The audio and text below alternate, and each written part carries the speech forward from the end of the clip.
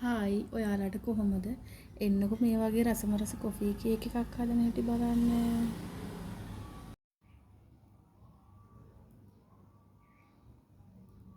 මම අද gram 500 coffee cake එකක් තමයි හදන්නේ.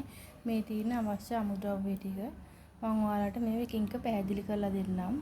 මෙතන පාන් පිටි ග්‍රෑම් 125ක් ඕනේ.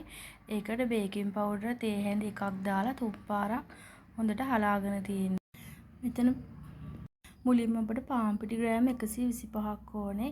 ඒකට මම බේකින් පවුඩර් තේ හැඳි එකක් දාලා තුන් පාරක් හලාගෙන තියෙනවා.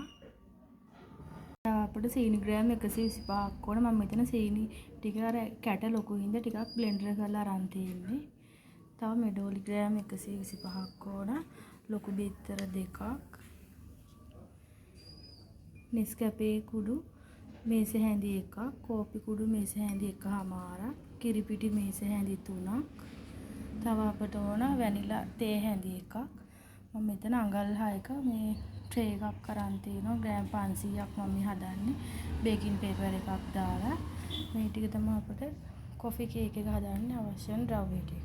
මුලින්ම භාජනයකට සීනි ටිකයි මෙඩෝලි ටිකයි දාලා ටිකක් කළා බීට් කරන්න හදන්නේ.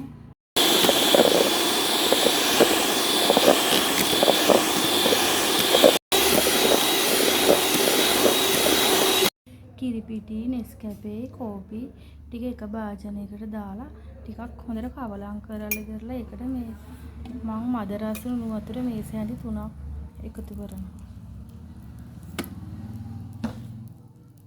එකතු කරලා ඒක හොඳට කවලම් කරලා පැත්තකින් නිවෙන්න තියෙනවා. සීනි මෙඩෝලි සාමාන්‍ය විනාඩි 10ක් විතර හොඳට බීට් වුණාට පස්සේ මම බිත්තර ටික එකට එකතු කරලා නැවතත් බීට් කරනවා.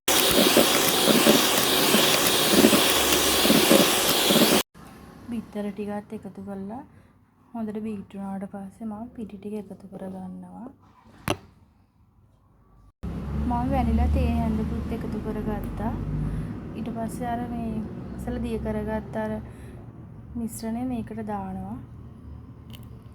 ඒක මතක ඇතුව අනිවාර්යයෙන්ම මේ පෙරලා අරගන්න. අර කෝපි කුඩු කෑලි තියෙන හින්දා. දැන් මේ බැටර් එක හොඳට මේ වගේ ස්පැචුලා එකකින් කවලම් කරගන්න. මං oven එකත් සෙල්සියස් අංශක 180ට විනාඩි 10ක් ප්‍රී හීට් වෙන්න තියෙනවා. මම බැටර් එක තැටියට දාගත්තා. oven එක විනාඩි 10ක් රත් වුණාට පස්සේ කේක් එක දාලා සෙල්සියස් අංශක 180ට විනාඩි 45 බේක් කරනවා. කේක් එක බේක් වුණාට පස්සේ oven එකෙන් එළියට අරගෙන මම පැයක් විතර නිවෙන්න ඉඳලා කෑලි කපා ගත්තා. මේ තියෙන්නේ මං හදපු කොෆි කේක් එක. ඔයාලත් අනිවාර්යෙන් මේ කේක් රෙසිපි එක try කරලා බලන්න. මගේ වීඩියෝ එක බැලුවට ඔයාලට thank you. ඒ වගේම මගේ cook with Tini YouTube channel එකත් subscribe කරන්න කියලා මම ඔයාලෙන් ආදරෙන් ඉල්ලනවා.